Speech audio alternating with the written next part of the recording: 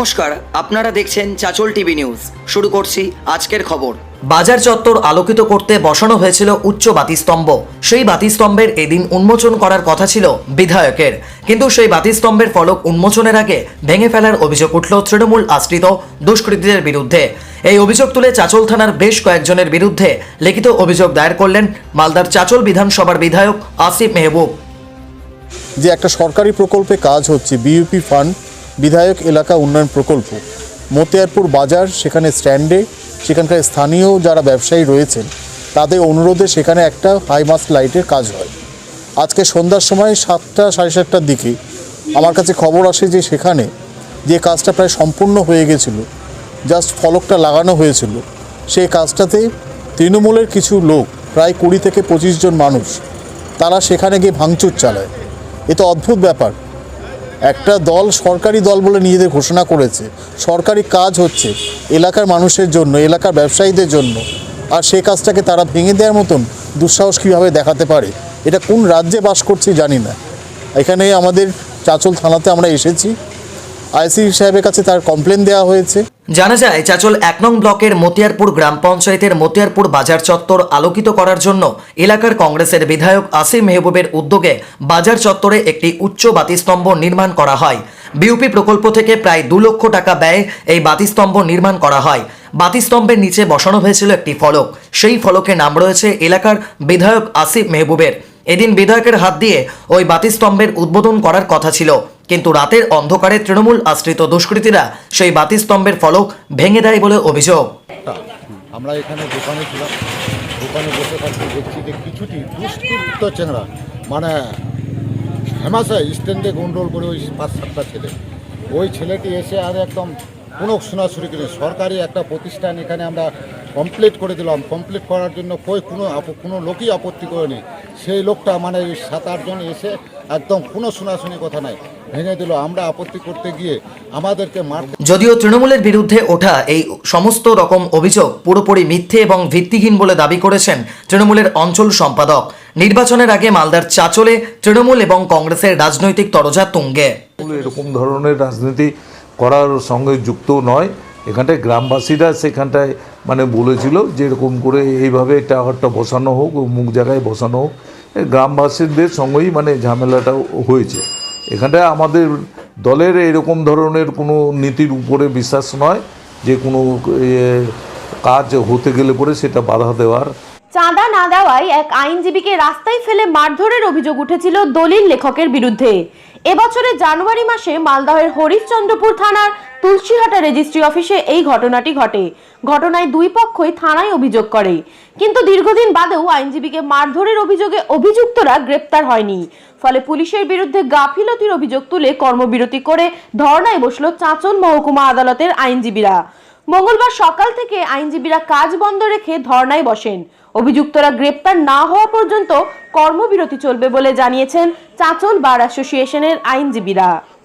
আমাদের এক lawyer Tulsihata ADSR অফিসে একটা দলিল রেজিস্ট্রি করতে যায় এবং সেখানকার মহিলা তাকে ধরে মারধর করে এবং তারা বলে যে আমাদেরকে ইউনিয়নে 10,000 টাকা লাগবে।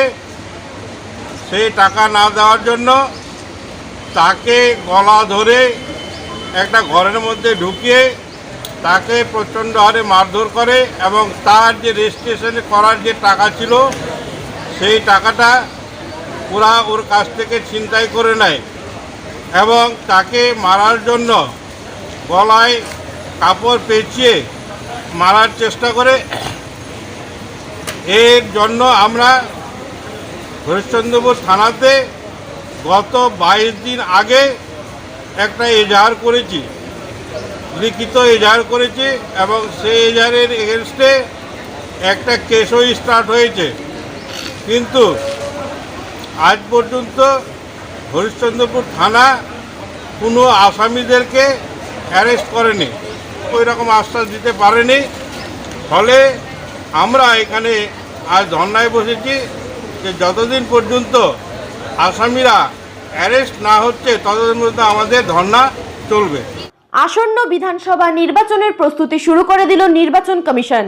ইতিমধ্যেই নির্বাচন কমিশনের একাধিক নির্দেশ এসে পৌঁছেছে মালদা জেলায়। মঙ্গলবার এই নিয়ে সাংবাদিকদের মুখোমুখি হন পুলিশ সুপার অলোক রাজুরিয়া। তিনি জানান, ইতিমধ্যেই নির্বাচন কমিশনের নির্দেশ এসে পৌঁছেছে মালদায়। প্রথম পর্যায়ে মালদায় 5 কোম্পানির কেন্দ্রীয় বাহিনী আসছে। তাদের থাকা খাওয়ার প্রস্তুতি শুরু হয়েছে। স্পর্শকাতর বুথগুলি চিহ্নিত করে সেই সকল এলাকায় রুট মার্চ করা হবে কেন্দ্রীয় বাহিনীকে দিয়ে বলে জানান পুলিশ সুপার। ইলেকশন কমিশনে আমরা নির্দেশ পেয়েছি, আমাদের কনফিডেন্স বিল্ডিং মেজার প্রাথমিকভাবে আমরা 5টা কোম্পানি সিএপিএফ পাচ্ছি, অ্যান্ড আমরা ওনাদের থাকা ব্যবস্থা অ্যান্ড ওনাদেরকে দিয়ে যে আমাদের চিহ্নিত সেন্সিটিভ এলাকাগুলোয় রুট মার্চ করানো এইসব প্রস্তুতি আমরা নিয়ে রেখেছি। শীঘ্রই এই উইকে সপ্তাহে আমরা আশা করছি আমরা কেন্দ্রীয় বাহিনীটা পাবো। না নয়, এটা এসপি এর ডিসক্রিপশন আছে।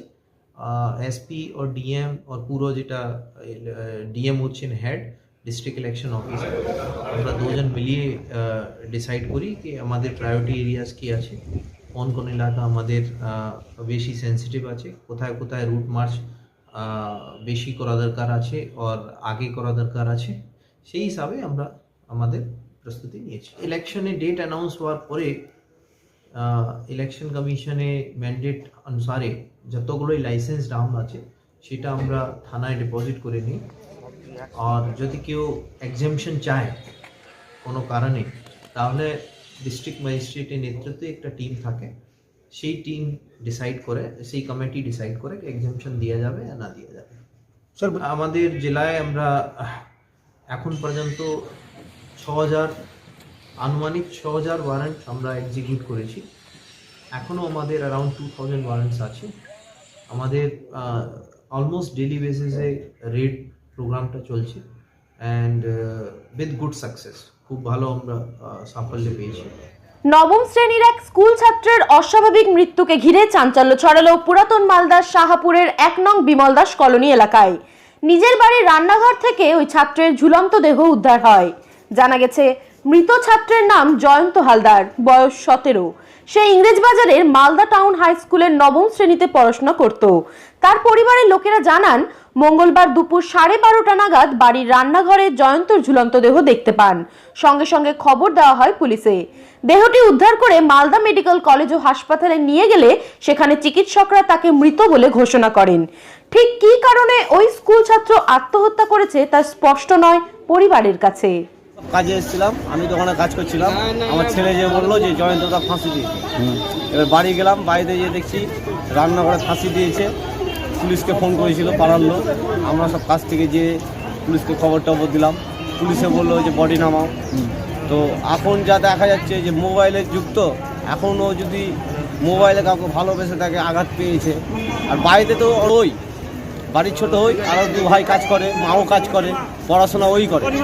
হ্যাঁ, তো ওর জন্য আরও বাড়ির লোক একটু মাথা দিয়েছে, কাজ টাজ করলে যদি পয়সা হয়, যদি একটু ভালো লাগে যায়।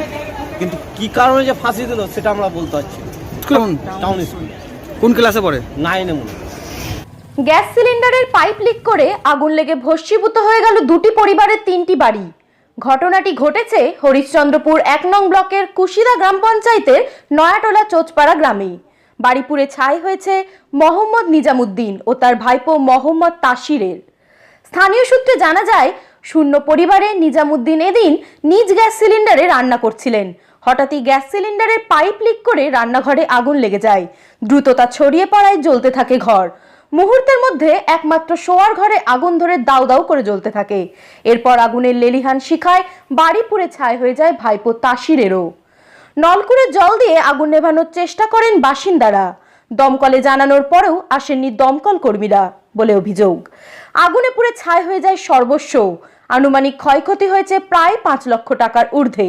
অগ্নিকাণ্ডে কেউ হতাহত হয়নি বলে জানা যায়। গ্যাস সিলিন্ডারের পাইপ ফেটে ক্ষয়ক্ষতি মানে সবই সর্বনাশ।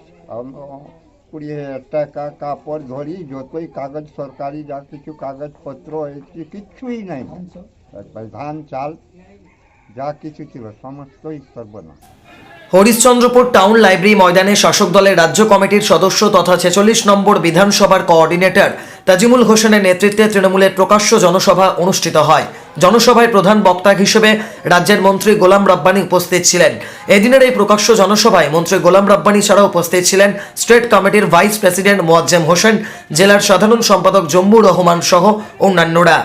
এদিন গোলাম রাব্বানি সভায় হরিশ্চন্দ্রপুর তৃণমূল কংগ্রেসের কর্মী সমর্থকদের ভিড় ছিল চোখে পড়ার মতো। প্রায় 60 থেকে 70 হাজার লোকের সমাবেশ ছিল হরিশ্চন্দ্রপুর টাউন লাইব্রেরি ময়দানে।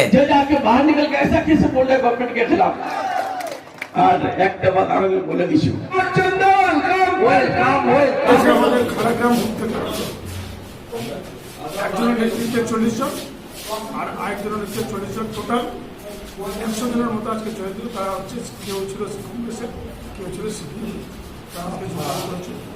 আমাদের মমতা ব্যানার্জির যে জন্ম থেকে মৃত্যু পর্যন্ত যে উন্নয়ন, এই উন্নয়নকে দেখে তারা আজকে আমাদের আজকে জনসভায় আমরা ছিলাম। বিশ্বরূপের সমস্ত পার্টি থেকে শুরু করে আমাদের বর্জন